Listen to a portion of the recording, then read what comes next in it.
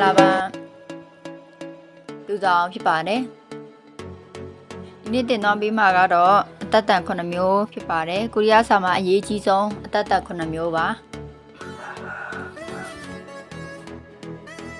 ဒီနေ့ကမိတ်ဆက်အနေနဲ့တင်သွားပေးပါမယ်ဒါဆိုစကြည့်ကြည့်မယ်ပထမဆုံးသူ့အတ္တ9မျိုးရှိတယ်9မျိုးမှာပထမတစ်ခုကကာတက်ဆိုပြီးလာတယ်ကာတက်နောက်တစ်ခုကနာတက်နောက်တစ်ခုကတာတက်နောက်တစ်ခုကရာတက်သူ့လာတက်လို့လည်းဖတ်လို့ရတယ်နော်လာတက်မတက်ပါတက်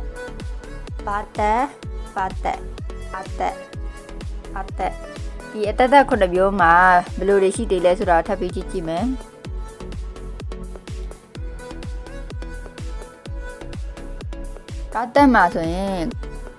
ကာတက်မှာဆိုရင်သူကအတန်5မျိုးထပ်ခွဲပါသေးတယ်။ဘာလဲဆိုတော့ကာရေခရေရာကာရေကာဆာရေအလုံးပေါင်း5မျိုးရှိပါတယ်ဒီ5မျိုးကိုအလွတ်ကျက်ရပါမယ်အကုန်လုံးဒါကာတက်လို့ပဲအတန်ထွက်မယ်နော်ကျက်ရပါမယ်နော်ဒါဆိုရင်နောက်တစ်ခုနောက်တက်မှာပါရှိသေးတော့နာတက်မှာ3ခုပဲရှိပါတယ်နာရေနာဟာရေနာကြရေ3ခုပဲရှိပါတယ်လွယ်ပါတယ်နော်ဒါတွေကိုလည်းဒီအတန်3တန်လုံးကိုလည်းအကုန်လုံးနာတက်လို့ပဲထွက်မယ်နော်နာကိုလည်းနာလို့ပဲထွက်မယ်နော်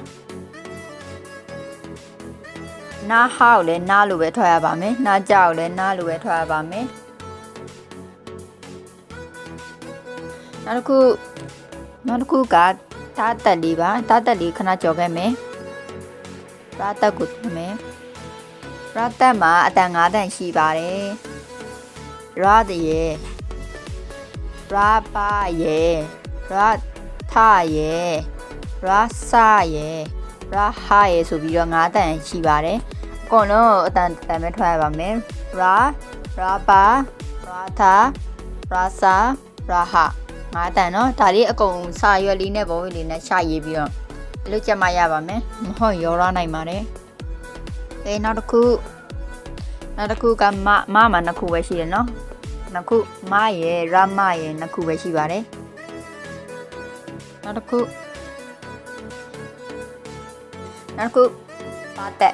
ပါတက်ကတော့5တန်ရှိတယ်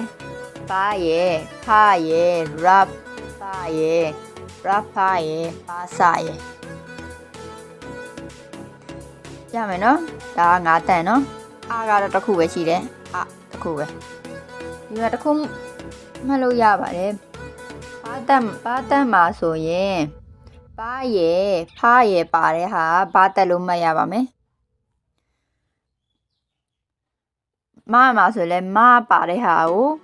မတက်လို့မှတ်ရတက်မှာဆိုရင်ရပါတဲ့ဟာကိုရတက်လို့မှတ်ရပါမယ်အဲ့လိုလေခွဲတက်စီခွဲလိုက်လို့ရှင်မရောတော့ပါဘူးเนาะနောက်တစ်ခုတာတက်တွေကတော့ကြက်မှရပါမယ်သူကအားလုံးနဲ့တစ်ခုမှမတူဘူးဆိုတော့တာရဲ့သူ့မှာအတ္တ9မျိုးရှိတယ်เนาะ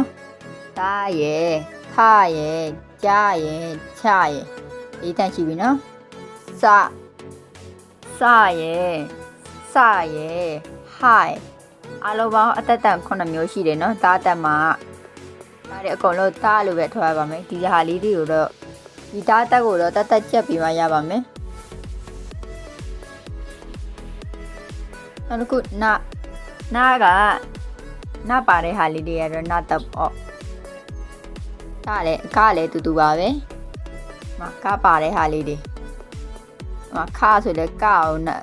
2ခုစင်ထားတာပဲလေရမယ်နော်ဒါဆိုရင်အတ္တလေးမိတ်ဆက်ပြီးသွားပြီဆိုတော့အတ္တဘယ်နှမျိုးရှိလဲမှတ်မိလားမှတ်မိမှရမယ်နော်ပြန်လိုက်ဆိုကြည့်ပါဦးကာတက်နာတက်တာတက်ရာတက်